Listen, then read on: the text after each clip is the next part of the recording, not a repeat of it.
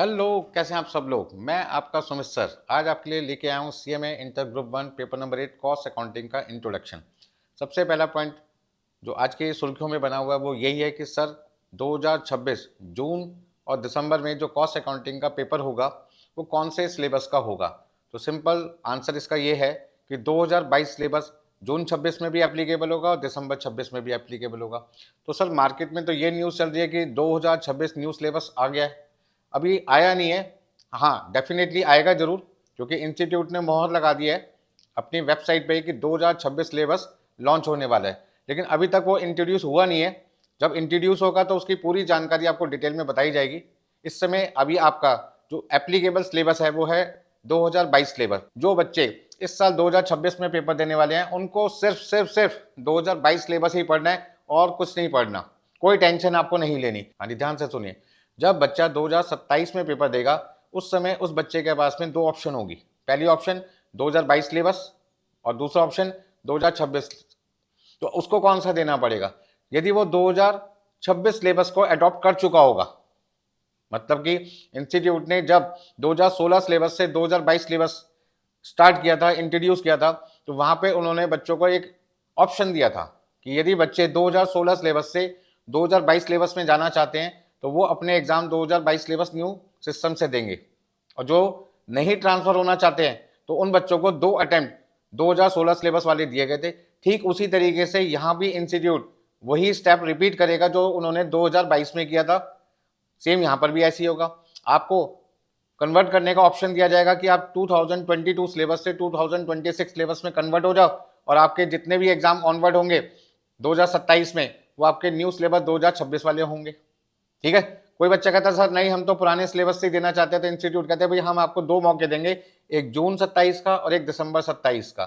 उसके बाद जून 28 ऑनवर्ड से सभी बच्चों का न्यू सिलेबस 2026 ही चलेगा। सारी बातें क्लियर हो गई भाई। चलो आगे चलते हैं। अब हम बात करते हैं अपने कॉस्ट अकाउंटिंग पेपर के सिलेबस की, कि जो सिलेबस आपको पढ़ना है कॉस्ट अकाउंटिंग का वो सिलेबस में क्या क्या चीज़ें हैं। तो सबसे पहले इंस्टीट्यूट ने हमारे टोटल सिलेबस को 100 नंबर को 3 सेक्शन में बांट दिया, सेक्शन ए, सेक्शन बी और सेक्शन सी। ठीक है ना। जो सेक्शन ए है उसमें हमारे पास में 4 मॉड्यूल आते हैं, सेक्शन बी में आपके पास है मॉड्यूल नंबर 5 और सेक्शन नंबर जो सी है उसमें मॉड्यूल नंबर 6 है। अब इन मॉड्यूल्स में आपको फर्दर क्या क्या पढ़ना पड़ेगा जरा उसके बारे में डिटेल करते हैं। हाँ जी, पहला पॉइंट आपके पास है कि जो मॉड्यूल नंबर 1 है उसके अंदर आपके पास में इंट्रोडक्शन टू कॉस्ट अकाउंटिंग में क्या पढ़ना है। Introduction, important cost accounting terms, element of cost, classification of cost, preparation of cost sheet and ascertainment of profit. ये 5 चीज़ें आपको पढ़नी है मॉड्यूल नंबर 1 में। मॉड्यूल नंबर 2 में आपके पास 4 चैप्टर आते हैं, material costing, labour costing, overhead costing and direct expense. फिर मॉड्यूल नंबर 3 में आपको पढ़ना है कॉस्ट अकाउंटिंग स्टैंडर्ड्स, और जिसमें 24 कॉस्ट अकाउंटिंग स्टैंडर्ड्स हैं। यहाँ पर जो कॉस्ट अकाउंटिंग स्टैंडर्ड्स है वो इंस्टीट्यूट उसमें से सिर्फ थ्योरी क्वेश्चन ही देता है, चाहे वो एमसीक्यू हो चाहे वो आपका सब्जेक्टिव पार्ट हो। नेक्स्ट, कॉस्ट बुक कीपिंग जो आपके पास है मॉड्यूल नंबर 4, उसमें 3 यूनिट आती हैं। कॉस्ट बुक कीपिंग, आपके पास है reconciliation between costing and financial profit, और आपके पास है इंटीग्रेटेड अकाउंटिंग सिस्टम। फिर नेक्स्ट आपके पास है बेटा मॉड्यूल नंबर 5, जिसके अंदर आपके पास में 6 चैप्टर्स कवर होते हैं। Job costing, batch costing, process costing, contract costing, operating costing and joint product by product. Next आपके पास है कॉस्ट अकाउंटिंग टेक्निक्स, जिसके अंदर 3 चैप्टर्स आते हैं, marginal costing, budgetary control and standard costing. इस तरीके से आपका 3 सेक्शन थे, उसमें आपके पास में टोटल 6 मॉड्यूल हैं। उन 6 मॉड्यूल में कौन कौन से चैप्टर्स आपको पढ़ने हैं वो सारे के सारे हमने यहाँ पर आपके सामने डिस्कस किए। नेक्स्ट, तो कॉस्ट अकाउंटिंग के साथ साथ मैं आपको ग्रुप 2 के अंदर OMSM, मैनेजमेंट अकाउंटिंग, FMBDA ये 3 पेपर पढ़ाऊंगा, और फाइनल के अंदर मैं आपको स्ट्रैटेजिक कॉस्ट मैनेजमेंट जिसका शॉर्ट नेम है SCM वो भी पढ़ाऊंगा। आगे चलते हैं। जो बच्चे कॉस्ट अकाउंटिंग की क्लासेस हमसे बाय करते हैं उनको हम 2 तरीके के बुक्स प्रोवाइड करते हैं। एक MCQ बुक, ये हमारी MCQ बुक है, और इस बुक में इंस्टीट्यूट ने 2020 में जब कोरोना का टाइम आया था तब MCQ की एक बुक लॉन्च की थी। फिर 2024 में उन्होंने एक बुक और लॉन्च की थी। वो बुक के सारे MCQ यहाँ पे कवर हैं। जो पास पेपर में अब तक MCQ आ गए वो यहाँ पे कवर है चैप्टर वाइज। जो इंस्टीट्यूट का स्टडी मटेरियल है उनके सारे MCQ यहाँ पे चैप्टर वाइज कवर हैं। जो रेफरेंस बुक है अदर मार्केट में उनके इंपॉर्टेंट MCQ यहाँ भी चैप्टर वाइज मैंने क्या कर रखे हैं, कवर कर रखे हैं। तो इसका मतलब यदि आपने इस MCQ बुक को 2 से 3 बार ढंग से रिवाइज कर लिया तो मान के चलें जो A सेक्शन होता है एग्जाम के अंदर जो 30 नंबर का MCQ आता है वो आपको पूरे के पूरे 30 नंबर दिला देगा। नेक्स्ट आपके पास में आता है डिस्क्रिप्टिव पार्ट, जिसको हम कहते हैं सब्जेक्टिव पार्ट, सेक्शन बी। तो जो इंस्टीट्यूट ने आपको पूरा सिलेबस 3 सेक्शन ABC में बांटा था 6 मॉड्यूल में, उन 6 मॉड्यूल में कौन कौन से चैप्टर्स आपको पढ़ने, उन चैप्टर्स के नाम हमने यहाँ पे लिखे हुए हैं। Basic costing, cost sheet, reconciliation, material costing, labour costing, process costing, contract costing, overhead costing, marginal costing, budgetary control, standard costing, integrated accounting, non integrated accounting, job costing, batch costing, operating costing, की factor किसका part है, decision making, और decision making किसका part है, marginal costing का। तो यहाँ marginal costing के सिंपल क्वेश्चंस भी आते हैं और उनसे रिलेटेड डिसीजन मेकिंग के क्वेश्चंस भी एग्जाम में आते हैं। नेक्स्ट आपके पास है कॉस्ट अकाउंटिंग स्टैंडर्ड। तो इस तरीके से टोटल सिलेबस में आपको क्या क्या पढ़ना है वो सारी चीज़ें मैंने यहाँ पे चैप्टर वाइज आपके लिए लिखा हुआ है। अब आगे चलते हैं। सर जब हम एग्जाम में जाते हैं, कॉस्ट अकाउंटिंग का पेपर हमें मिलता है, तो सबसे पहले हमारी क्या स्ट्रैटेजी होनी चाहिए उस पेपर को अटेम्प्ट करने की, क्योंकि यदि हम स्ट्रैटेजी के बिना एग्जाम में जाते हैं तो हमारा बहुत समय खराब हो जाता है, हमें ये नहीं समझ में आता कि हमें अपने क्वेश्चन पेपर को कैसे स्टार्ट करना है। तो यहाँ पर इंस्टीट्यूट जब आपको क्वेश्चन पेपर देगा एग्जाम में, जब आप जून 26 में या दिसंबर 26 में एग्जाम देंगे कॉस्टिंग का, तो आपके सामने जो पेपर होगा उसमें 2 सेक्शन होंगे। सेक्शन ए जो MCQ है 30 नंबर का, जिसमें 15 MCQ होंगे, हर एक MCQ 2 नंबर का होगा। इस तरीके से 30 नंबर आपके MCQ से मिलने वाले हैं। बाकी आ जाएगा 70 नंबर का पार्ट, 70 मार्क्स का पार्ट, जो आपका होगा कौन सा, डिस्क्रिप्टिव पार्ट, जिसमें क्वेश्चन नंबर 2 से लेके क्वेश्चन नंबर 8 तक आपके पास में 7 क्वेश्चंस होते हैं और आपको उनमें से केवल 5 क्वेश्चन करने होते हैं। 2 क्वेश्चन छोड़ने की चॉइस होती है, मतलब 5 करने हैं 7 में से। अब वो कौन से 5 क्वेश्चंस आपको करने हैं ये आपके ऊपर डिपेंड करता है कि आप प्रैक्टिकल के साथ थ्योरी अटेम्प्ट करना चाहते हैं या सिर्फ प्रैक्टिकल ही अटेम्प्ट करना चाहते हैं। तो जो बच्चे कहते हैं सर हमें थ्योरी नहीं करनी, हम तो सिर्फ प्रैक्टिकल ही करना चाहते हैं, तो उनके लिए क्वेश्चन नंबर 2, 3, 4, 5, 6 5 क्वेश्चन बने हैं, क्योंकि 2 से लेकर 6 तक जो 5 क्वेश्चन हैं ये सारे के सारे 100% प्रैक्टिकल क्वेश्चन है। इसका मतलब आपको थ्योरी अटेम्प्ट करने की जरूरत नहीं पड़ेगी, लेकिन थ्योरी भी भैया जरूर करके जानी चाहिए। कई बार प्रैक्टिकल क्वेश्चन आपसे हो नहीं पाता, थ्योरी के क्वेश्चन बड़े सिंपल आ जाते हैं और आप आसानी से अच्छे नंबर से पास हो जाते हैं, ठीक है ना। तो अच्छे नंबर से पास होने के लिए भाई थ्योरी भी जरूर करके जाएं। और सबसे मजे की बात क्या है, यहाँ जो थ्योरी क्वेश्चन एग्जाम में आते हैं वो लिमिटेड चैप्टर से आते हैं। चैप्टर तो बहुत सारे मैंने आपको अभी दिखाए थे, क्या सभी चैप्टर से थ्योरी आती है? सर नहीं, यहाँ 3 या 4 चैप्टर ऐसे होते हैं जिनमें से आपके थ्योरी क्वेश्चन पूछे जाते हैं। तो वो कौन कौन से चैप्टर्स होंगे जिनमें से थ्योरी क्वेश्चन आते हैं? सर कौन से क्वेश्चन हमें करने हैं एग्जाम के अंदर, उसका क्या स्ट्रैटेजी होगी, क्या आप हमें डिटेल में बता सकते हो, ताकि हम कम मेहनत करके अच्छे नंबर से कॉस्ट अकाउंटिंग में पास हो सके। भाई कॉस्ट अकाउंटिंग में पास नहीं होना, आपको पूरे ग्रुप में पास होना। पूरे ग्रुप में पास होने के लिए आपको 200 नंबर चाहिए होते हैं 400 में से, और हर सब्जेक्ट में 40-40 भी चाहिए होते हैं। तो इसका ना एग्रीगेट आपका 200 होना चाहिए आउट ऑफ 400, और ईच सब्जेक्ट 40 मार्क्स होने चाहिए। तो यदि एक बच्चे को 200 नंबर बनाने हैं, जो इंस्टीट्यूट की सबसे टफ कंडीशन होती है बच्चे के लिए, क्योंकि वो मान लीजिए हर सब्जेक्ट में 40-40 तो ले आया, 4 पेपर का 160 बना, लेकिन एग्रीगेट 200 नहीं बना, तो वहां जाके बच्चे के सामने दिक्कत आएगी। तो ऐसे बच्चों को मैं क्या सलाह देता हूँ कि आउट ऑफ 4 पेपर कोई भी 2 पेपर ऐसे सेलेक्ट कर ले जहां पे वो 60 से ज़्यादा नंबर ला सके। बाकी 2 पेपर में यदि 40-45 के बीच में आते हैं या 50 के कम आते हैं, और बाकी 2 पेपर में 60 या उससे ज़्यादा आते हैं, तो एग्रीगेट बनना उसके लिए आसान हो जाता है और बच्चा पास हो जाता है। तो कोई भी 2 पेपर 4 में से, financial accounting, cost accounting, law, और आपके पास में क्या जाता है, टैक्सेशन, इन चारों में से कोई भी 2 पेपर ऐसे तैयार करके जाओ एग्जाम में जिसमें मिनिमम 60 या 60 से अबव आए, ताकि एग्रीगेट बनाने की जो आपकी समस्या आती है 200 नंबर की, जहां पे सबसे ज़्यादा बच्चे रह जाते हैं, पास नहीं हो पाते, वो आपके सामने समस्या ना आए। चलें आगे। तो देखिए क्वेश्चन नंबर जो आपके पास में 7 है, उसमें 2 पार्ट हैं, 7A 7B, जिसमें एक प्रैक्टिकल पार्ट होगा, एक थ्योरी पार्ट होगा। क्वेश्चन नंबर 8 पूरा का पूरा थ्योरी है, 8A 8B और 8C। तो जो पहले के 5 क्वेश्चन थे, क्वेश्चन 2, 3, 4, 5, 6, हर क्वेश्चन 14 नंबर का है, और हर क्वेश्चन में 2-2 पार्ट होते हैं, 2A 2B, 3A 3B, 4A 4B, 5A 5B, 6A 6B। Sir क्या आप हमें बता सकते हैं कि जो क्वेश्चन नंबर 2 एग्जाम में आएगा, 2A या 2B, वो कौन से चैप्टर में से आएगा? बिल्कुल बता सकता हूं। मैं तो आपको ये भी बता सकता हूं कि क्वेश्चन नंबर 3A 3B में कौन से चैप्टर्स आएंगे, 4A 4B में कौन से चैप्टर्स कवर होंगे, 5A 5B में कौन से चैप्टर्स कवर होंगे, 6A 6B में कौन से चैप्टर्स कवर होंगे, 7A 7B में कौन से चैप्टर्स कवर होंगे। मतलब मैं आपको इतनी डिटेल में सारी चीज़ें बताऊंगा कि आप यदि इस स्ट्रैटेजी को फॉलो करके जाएं तो गारंटी है कि आपके कॉस्ट अकाउंटिंग में मिनिमम 70 या उससे अबव तो आएंगे ही आएंगे। बट आपको मेरी बताई गई स्ट्रैटेजी फॉलो करनी पड़ेगी। बच्चा सुनता नहीं है और सुन भी लेता है तो उसको मानता नहीं है। चलो आपने मेरे इस लेक्चर को सुन लिया, आपको बड़ा अच्छा लगा, सुमित सर ने मेरे लिए बड़ी मेहनत की, बहुत डिटेल में सबको समझा दिया। भाई उसका इम्प्लीमेंट भी तो करो, बिना इम्प्लीमेंट के कुछ नहीं होने का, तो इम्प्लीमेंट आपको जरूर करना है। चलो आगे चलते हैं सर। हाँ जी, अब तक आपके 2022 सिलेबस के 6 पेपर हो चुके हैं।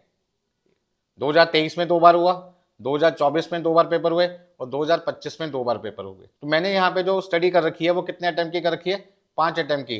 दिसंबर 23, जून 24, दिसंबर 24, फिर जून 25 और दिसंबर 25। ठीक है ना, क्योंकि ये 5 पेपर जो हुए हैं दिसंबर 23 से दिसंबर 25 तक, इनका पैटर्न क्या था, सेम था। ठीक है ना, चलो आगे चलते हैं। तो यहाँ पे हमने क्या देखा, जो बच्चा एग्जाम में जाता है और जब उसको क्वेश्चन पेपर मिलता है कॉस्टिंग का, तो पहला जो आपका डिस्क्रिप्टिव पार्ट होता है क्वेश्चन नंबर 2A से जो स्टार्ट होता है, उसमें हमेशा इंस्टीट्यूट क्वेश्चन किसमें से देता है, कॉस्ट शीट। इसका ना यदि कोई बच्चा क्वेश्चन 2 स्टार्ट करता है तो पहला पार्ट 2A उसे कहाँ से मिलेगा, कॉस्ट शीट से। अब सर 2B कहाँ से मिलेगा, तो 2B जो है वो या तो लेबर कॉस्टिंग का प्रैक्टिकल क्वेश्चन आता है या फिर मटेरियल कॉस्टिंग। तो हम क्या देखते हैं, या तो एक बार मटेरियल का क्वेश्चन आता है, एक बार लेबर का। बट ज्यादातर जो क्वेश्चन इंस्टीट्यूट देता है वो किस में से देता है, लेबर में से। बट इसका मतलब ये नहीं है कि आपके अटेम्प्ट में लेबर ही आएगा, मटेरियल भी आ सकता है, लेबर भी आ सकता है। तो आपको यहाँ पे दोनों चैप्टर करके जाने पड़ेंगे 2B अटेम्प्ट करने के लिए। तो कहने का मतलब क्या हुआ, जो बच्चा क्वेश्चन नंबर 2 करना चाहता है उसको 3 चैप्टर तैयार करके जाने पड़ेंगे, एक कॉस्ट शीट, एक मटेरियल कॉस्टिंग और एक लेबर कॉस्टिंग। अब आ जाओ क्वेश्चन नंबर 3 पर। सर जब हम क्वेश्चन नंबर 3 अटेम्प्ट करेंगे तो 3A में हमेशा इंस्टीट्यूट कौन से चैप्टर से क्वेश्चन पूछता है, ओवरहेड कॉस्टिंग से 7 नंबर का। 3B में अकाउंटिंग सिस्टम, मतलब इंटीग्रेटेड या नॉन इंटीग्रेटेड या फिर रिकंसलेशन। तो ज्यादातर जो क्वेश्चन आता है वो किस में से आता है, रिकंसलेशन में से आता है। ठीक है ना, तो इसका मतलब यदि मैं एग्जाम में क्वेश्चन नंबर 3 अटेम्प्ट करना चाहता हूं तो मुझे एक तो ओवरहेड कॉस्टिंग जरूर करके जाना है और एक रिकंसलेशन की अच्छी तैयारी करके जानी है। नेक्स्ट क्वेश्चन नंबर आपके पास में क्या आ गया, 4 क्वेश्चन में ज्यादातर जो क्वेश्चन आते हैं वो किस में से आते हैं, 4A में ऑपरेटिंग कॉस्टिंग। कभी कभार जॉब कॉस्टिंग या बैच कॉस्टिंग का क्वेश्चन पूछ लेते हैं, लेकिन ज्यादातर जो क्वेश्चन आता है वो किस में से आता है, ऑपरेटिंग कॉस्टिंग। तो हम भी मान के चलते हैं कि ऑपरेटिंग कॉस्टिंग मेन है क्वेश्चन नंबर 4A में। 4B हमेशा किस में से आता है, कॉन्ट्रैक्ट कॉस्टिंग। इसका मतलब जो स्टूडेंट क्वेश्चन नंबर 4 अटेम्प्ट करना चाहते हैं उनको 2 चैप्टर जरूर करके जाने हैं, ऑपरेटिंग कॉस्टिंग और कॉन्ट्रैक्ट कॉस्टिंग। ठीक है जी, अब आ जाओ क्वेश्चन नंबर 5 पे। 5A और 5B में, 5A में एक बार क्वेश्चन आता है प्रोसेस कॉस्टिंग का, एक बार आता है ज्वाइंट प्रोडक्ट बाई प्रोडक्ट का, एक बार प्रोसेस का, एक बार ज्वाइंट प्रोडक्ट बाई प्रोडक्ट का। मतलब कि आपको यदि क्वेश्चन नंबर 5A अटेम्प्ट करना है तो दोनों चैप्टर करके जाने पड़ेंगे। 5B में हमेशा क्वेश्चन आता है स्टैंडर्ड कॉस्टिंग का 7 नंबर का। अब आ जाओ क्वेश्चन नंबर 6।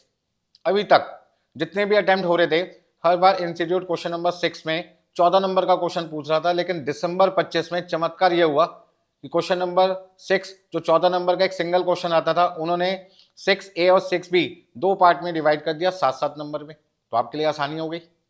या 14 नंबर का क्वेश्चन करना थोड़ा मुश्किल होता है ना, लेंदी क्वेश्चन होता है, और 7-7 नंबर के क्वेश्चन करना आपके लिए आसान होता है। क्वेश्चन नंबर 7 हमेशा बजटरी कंट्रोल का आता है, और 7B कॉस्ट अकाउंटिंग स्टैंडर्ड की थ्योरी 7 नंबर की। चलिए अब आ जाओ क्वेश्चन नंबर 8A, 8B और 8C पर। तो यहां पर introduction to cost accounting 4 number, और ये दोनों क्वेश्चन कितने कितने नंबर के आते हैं, 5-5 के, इस तरीके से 14 के। तो हम ये कह सकते हैं कि कॉस्ट अकाउंटिंग स्टैंडर्ड आपको यहां पर थ्योरी में मिलने वाला है कितने नंबर का, 12 नंबर का। ठीक है जी, तो इस तरीके से मैंने आपको ये भी बता दिया कि जो बच्चा जो क्वेश्चन अटेम्प्ट करना चाहता है उसके लिए कौन से चैप्टर्स की तैयारी उसको करके जानी पड़ेगी। सर इस स्ट्रेटेजी को बताने का पर्पस क्या आपका, क्यों बता रहे हो हमें, क्या हमें सारा सिलेबस नहीं करके जाना, भाई पूरा सिलेबस करके जाना है। मैंने कब मना करा कि आपको पूरा सिलेबस नहीं करना। बट मैं क्या कह रहा हूँ, यदि किसी बच्चे के पास में टाइम की शॉर्टेज है, वो सारे चैप्टर ढंग से रिवाइज नहीं कर पाता, लिमिटेड चैप्टर ही रिवाइज कर पाता है, जिसमें उसकी मास्टरी है, जिसमें उसको लगता है यार इस चैप्टर से कोई भी क्वेश्चन आ जाए मैं कर सकता हूँ, तो ऐसे में आपको ये स्ट्रैटेजी बड़ी काम की है, बहुत मदद देगी। आप पहले ही डिसाइड करके जाएंगे एग्जाम में एक क्वेश्चन पेपर मिलने से पहले कि यार मुझे ये क्वेश्चन अटेम्प्ट करने हैं, क्योंकि मैं इस क्वेश्चन के लिए इस चैप्टर की बहुत अच्छे तरीके से सारी प्रैक्टिस करके आऊँ, हर वैरायटी के क्वेश्चन करके आऊँ मैं 2-2, 3-3, 4-4 बार। ठीक है ना भाई, चलो आगे नेक्स्ट पॉइंट। सर जो डिस्क्रिप्टिव इंपॉर्टेंट चैप्टर्स हैं, जो सेक्शन बी में हमारा डिस्क्रिप्टिव पार्ट है क्वेश्चन नंबर 2 से लेके क्वेश्चन नंबर 8 तक, उसमें जो प्रैक्टिकल चैप्टर हैं जिनको मैंने ग्रीन से हाईलाइट कर रखा है, cost sheet, overhead costing, operating costing, contract costing, standard costing, marginal costing, budgetary control, ये ग्रीन से हाईलाइट करने का मतलब क्या है, इधर आपने लाइट ब्लू से हाईलाइट किया। तो भाई ये तो है मैंडेटरी चैप्टर, कंपलसरी चैप्टर, जो आने ही आने, जो आने ही आने, रोक नहीं सकता कोई। लेकिन जो यहाँ पे मटेरियल लेबर है, इनमें से कोई एक क्वेश्चन आता है, रिकंसलेशन कॉस्ट बुक कीपिंग में एक आता है, ज्वाइंट जॉब बैच में से कोई एक आ सकता है, प्रोसेस और ज्वाइंट प्रोडक्ट बाई प्रोडक्ट में से कोई एक क्वेश्चन आ सकता है। तो ये ऑप्शनल चैप्टर्स हैं, करने इनको भी है, करने इनको भी है, बट यहाँ पर जो हाईलाइट ग्रीन से कर रखे हैं ये चैप्टर के तो क्वेश्चन आने ही आने होते हैं। अब थ्योरी चैप्टर पे आ जाओ। थ्योरी चैप्टर में मैंने आपको कहा था ना कि आपके 3 चैप्टर 4 चैप्टर से काम बन जाएगा। तो नॉर्मली जो बेसिक कॉस्टिंग है वो आपको मिलता है किसमें, 8A में मिलता है, यहाँ पे आपको क्वेश्चन मिलता है 8B में, और यहाँ पे आपको मिलता है 8C में। कभी कभार लेबर या डायरेक्ट एक्सपेंस में से पूछ लेते हैं, लेकिन डायरेक्ट एक्सपेंस का जो क्वेश्चन है वो नॉर्मली कॉस्ट अकाउंटिंग स्टैंडर्ड 10 जो होता है वो कॉस्ट अकाउंटिंग स्टैंडर्ड 1 से लेकर 24 में ही कवर हो जाता है, तो आपको अलग से पढ़ने की जरूरत नहीं पड़ती। तो इस तरीके से मैंने आपको ये भी बता दिया कौन से चैप्टर मैंडेटरी हैं और कौन से ऑप्शनल चैप्टर हैं। चलिए आगे चलते हैं, मजा आ रहा है ना यार। पहले तो मुझे ये पता चल जाए यार सिलेबस में क्या है, फिर मुझे ये पता चल गया कि भाई जो पेपर मैं करने जा रहा हूँ एग्जाम के अंदर उसमें 30 नंबर के MCQ हैं और 70 नंबर का जो 70 मार्क्स का पेपर है वो डिस्क्रिप्टिव है। डिस्क्रिप्टिव में मुझे ये भी पता चल गया कि एग्जाम में मुझे कौन सा क्वेश्चन करना है कौन सा नहीं करना, मतलब कि आउट ऑफ 7 क्वेश्चन कौन से 5 क्वेश्चन मुझे करने हैं मेरे को पहले से ही पता है। मतलब एग्जाम में मेरा दिमाग नहीं खराब होगा यार ये करूँ या वो करूँ, मैं पहले से ही प्लान करके गया हूँ यार ये करना है ये नहीं करना। बात समझ में आ गई। चलिए आगे next, ABC analysis. ABC analysis का मतलब है कि जो पूरा सिलेबस मैं आपको दूंगा अपनी बुक में सुमित अश्रू की क्लासेस की, उसमें जो कॉस्ट शीट है, मटेरियल कॉस्टिंग है, प्रोसेस है, कॉन्ट्रैक्ट है, ओवरहेड कॉस्टिंग है, ऑपरेटिंग कॉस्टिंग है, marginal standard budget, labour costing, ये आपको एग्जाम में जाने से पहले कम से कम आपको 3 बार 3 टाइम इसकी बहुत डिटेल में प्रैक्टिस करनी है। ठीक है जी। अब आ जाओ कैटेगरी में जहां पर आपको रिवीजन सिर्फ 2 बार करने से काम चल जाएगा। MCQ, जो मैंने आपको MCQ बुक दी है उसमें हर वैरायटी के हर चैप्टर के MCQ दे रखे, उससे बाहर आने का कोई मतलब ही नहीं है। फिर reconciliation, joint product by product, की फैक्टर जो पार्ट है मार्जिनल कॉस्टिंग का ही, और कॉस्ट अकाउंटिंग स्टैंडर्ड, इनकी रिवीजन एग्जाम से पहले आपको सिर्फ कितनी बार करनी है, 2 बार। नेक्स्ट कैटेगरी C, जिनकी रिवीजन आपने एक बार भी कर लिया तो बहुत है। बेसिक कॉस्टिंग थ्योरी है, integrated accounting, non integrated accounting, ठीक है ना, जॉब कॉस्टिंग, बैच कॉस्टिंग, ये वो सारे चैप्टर्स हैं जिनकी रिवीजन आपको सिर्फ कितनी बार करनी है, एक बार बहुत है। आगे चलते हैं। नेक्स्ट सर, आपने अब तक हमें सेक्शन B डिस्क्रिप्टिव पार्ट की बहुत डिटेल इंफॉर्मेशन दी, क्या आप हमें सेक्शन A के बारे में बता सकते हैं? बिल्कुल बता सकते हैं। सेक्शन A जो आपका MCQ है उसमें 2 तरीके के क्वेश्चंस आते हैं, कुछ प्रैक्टिकल कुछ आपके थ्योरी MCQ, ठीक है ना। यदि मान लीजिए आपसे क्वेश्चन में पूछा जाए कैलकुलेट प्राइम कॉस्ट, तो प्राइम कॉस्ट निकालने का फॉर्मूला आपको पता ही है, सबने फाउंडेशन में कॉस्ट शीट पढ़ी है। प्राइम कॉस्ट इक्वल टू क्या होता है, direct material consume plus direct labour cost plus direct expense. यदि इन तीनों का अमाउंट हमें क्वेश्चन में दे रखा है और मैं तीनों को प्लस कर दूं तो जो अमाउंट निकल के आएगा वो प्राइम कॉस्ट आएगा, दैट इज प्रैक्टिकल MCQ हो जाएगा। और यदि मुझसे पूछा जाए जी प्राइम कॉस्ट का फॉर्मूला बताइए और वहां ABCD 4 ऑप्शन दे रखे हैं, तो मेरे लिए कौन सा ऑप्शन बेस्ट होगा? पहले ऑप्शन में लिखा है prime cost equal to direct material cost, दूसरे में लिखा है direct material cost plus labour cost, तीसरे में लिखा है direct material cost plus labour cost plus direct expense, और लास्ट में लिखा है नन ऑफ दी अबव। तो आपका राइट आंसर क्या हो जाएगा? प्राइम कॉस्ट किसके इक्वल होता है? जितने भी डायरेक्ट खर्चे होते हैं सबको जोड़ दो, direct material cost, direct labour cost, direct expense, तीनों का सम आपकी प्राइम कॉस्ट आ गई। बात समझ में आ गई? तो ये आपका थ्योरी MCQ हो गया। अब दिसंबर 23 से लेके दिसंबर 25 तक वैसे तो टोटल आपके 6 एग्जाम हो चुके हैं, लेकिन मैंने जो स्टडी किया वो कितने एग्जाम को बेस लेके किया है? यहाँ पर 5। तो इन 5 में मैंने क्या देखा कि दिसंबर 23 में 7 प्रैक्टिकल क्वेश्चन थे, 8 थ्योरी क्वेश्चन थे। 8 प्रैक्टिकल थे, फिर 7 थ्योरी हो गए, फिर 6 प्रैक्टिकल, 9 थ्योरी, फिर 5 प्रैक्टिकल, फिर 10 थ्योरी, फिर आपके 4 प्रैक्टिकल, 11 थ्योरी। तो हम क्या देखते जा रहे हैं कि प्रैक्टिकल आपके कम होते जा रहे हैं, 6 से कितने हो गए? 5, 5 से कितने हो गए? 4, और थ्योरी का उल्टा हो गया, 9 से कितने हो गए? 10, और 10 से कितने हो गए? 11। सर थ्योरी क्यों बढ़ती जा रही है? क्योंकि आपका जो प्रैक्टिकल पार्ट है वो ज़्यादा हो गया ना डिस्क्रिप्टिव में, तो थ्योरी को भी तो कवर करना है हर चैप्टर की, तो MCQ उन्होंने क्या किया? हर चैप्टर से कवर कर लिए। हाँ जी, 4 क्वेश्चन से लेके 8 क्वेश्चन तक, ध्यान से सुने, 4 क्वेश्चन से लेके 8 क्वेश्चन तक तो प्रैक्टिकल होते हैं, मतलब कि 8 नंबर से 16 नंबर के प्रैक्टिकल MCQ हो गए और 14 नंबर से 22 नंबर के आपके थ्योरी MCQ हो गए। तो हम ये कह सकते हैं MCQ जो है वो 8 नंबर से 16 नंबर और थ्योरी MCQ 14 से 22 नंबर के आते हैं। चलिए आगे चलते हैं। ये जो एनालिसिस मैंने आपके सामने की हुई है, इसमें जो ए सेक्शन है 30 नंबर का एमसीक्यू का, उसको भी मैं आपको बताने वाला हूँ कि जो हमारे इंस्टीट्यूट ने 6 मॉड्यूल बना रखे थे, उसमें 15 चैप्टर थे, उस 15 चैप्टर के अंदर वेटेज क्या है, किस चैप्टर में से कितने नंबर तक के एमसीक्यू आते हैं, वो भी मैंने बता रखा है। पहला जो आपके पास है इंट्रोडक्शन टू कॉस्ट अकाउंटिंग, ठीक है ना, उसके अंदर 2 नंबर से 4 नंबर के एमसीक्यू आते हैं। मटेरियल कॉस्टिंग में से 0 से 8 का मतलब हो सकता है एक भी नंबर का ना है। ऐसा भी एक एग्जाम हो चुका है जिसमें मटेरियल कॉस्टिंग में से कोई भी एमसीक्यू नहीं आता। और मैक्सिमम कितने नंबर के आ सकते हैं, 8 नंबर के। लेबर कॉस्ट में 4 नंबर तक के आ सकते हैं, डायरेक्ट एक्सपेंस में 2 नंबर तक के, ओवरहेड कॉस्टिंग में 2 नंबर के, कॉस्ट अकाउंटिंग स्टैंडर्ड में 4 नंबर तक के, कॉस्ट बुक कीपिंग में 4 नंबर तक के आ सकते हैं, जॉब कॉस्टिंग में 2 मार्क्स तक, up to 2 marks, batch costing में 2 नंबर से 4 नंबर, कॉन्ट्रैक्ट कॉस्टिंग में अभी तक इतने अटेम्प्ट हो चुके हैं, एक भी एमसीक्यू उन्होंने नहीं पूछा था प्रैक्टिकल का। हाँ, इस बार जो थ्योरी हुआ था उसमें आपसे फॉर्मूला पूछ लिया गया था, तो हम यहाँ पे लिख सकते हैं 0 से लेके 2 नंबर तक, ठीक है ना। इस बार उन्होंने पूछ लिया, अब तक नहीं पूछा था लेकिन इस बार पूछ लिया, इसलिए मैंने जानबूझ के यहाँ पे आपको समझाने की कोशिश की अलग से। हाँ जी, प्रोसेस कॉस्टिंग और ज्वाइंट प्रोडक्ट बाई प्रोडक्ट में 4 नंबर तक के एमसीक्यू आते हैं। ऑपरेटिंग कॉस्टिंग में 4 नंबर तक मिल सकते हैं, मार्जिनल में 2 नंबर से 4 नंबर, स्टैंडर्ड में 2 से 6 और बटेटरी में 2 से 4। यहाँ मैंने आपके लिए क्या किया, जो एमसीक्यू 30 नंबर के आएंगे उनका चैप्टर वाइज ब्रेकअप कर दिया। आपको ये भी पता चल गया यार किस चैप्टर में से एमसीक्यू कितने मार्क्स तक के आ सकते हैं। आप उसके हिसाब से अपना समय उस चैप्टर के लिए कम और ज़्यादा कर सकते हैं, किस पे ज़्यादा फोकस करना है, किस पे कम फोकस करना है। मतलब पेपर में जाने से पहले आपको पता होना चाहिए कि मुझे क्या पढ़ना है, किस चैप्टर को पढ़ना है, कितनी बार पढ़ना है, किस चैप्टर में से थ्योरी ज़्यादा आएगी, किस में से प्रैक्टिकल ज़्यादा आएगा। ये सब कुछ आपको पता होना चाहिए ताकि एग्ज़ाम की जब आप तैयारी करना शुरू करें तो आपको पता होना चाहिए कि किस चैप्टर पे आपका फोकस ज़्यादा होना चाहिए। बात समझ में आ गई। करना सारा सिलेबस है लेकिन किस चैप्टर पे ज़्यादा फोकस हो ये आपको मैंने शुरू में ही बता दिया अपने स्टडी प्लान के अंदर, इसलिए हमने इसका नाम रखा है कॉस्ट अकाउंटिंग इंट्रोडक्शन। जहाँ पे आपको पता होना चाहिए कि जब मैं कॉस्ट अकाउंटिंग आपके लिए शुरू करूँगा तो भाई कैसे शुरू होगी, ठीक है ना। नेक्स्ट, कॉस्ट अकाउंटिंग हम क्यों पढ़ते हैं, हमारे ऑब्जेक्टिव क्या है कॉस्ट अकाउंटिंग पढ़ने के लिए।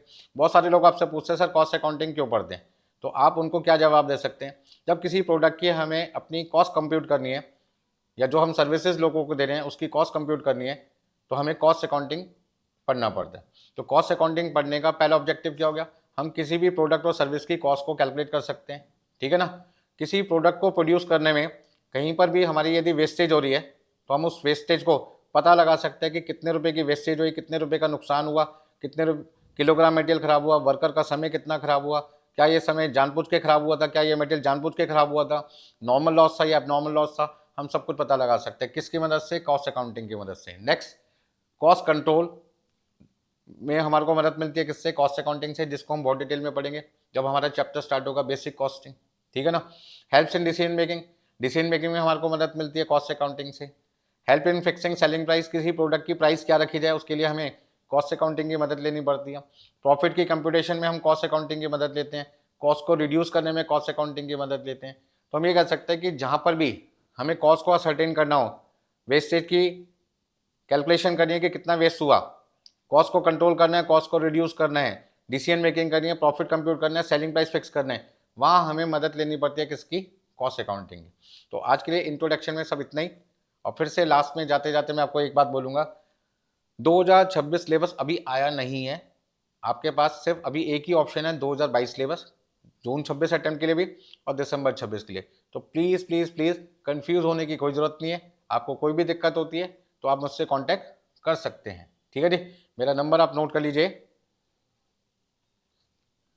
9810226733। आपकी कोई भी क्वेरीज है आप 3 PM टू 5 PM कभी भी मुझसे पूछ सकते हैं, आपके सारे पॉइंट्स मैं यहाँ पे क्लियर कर दूंगा। फिर मिलते हैं आपसे नेक्स्ट क्लास में, बाय बाय।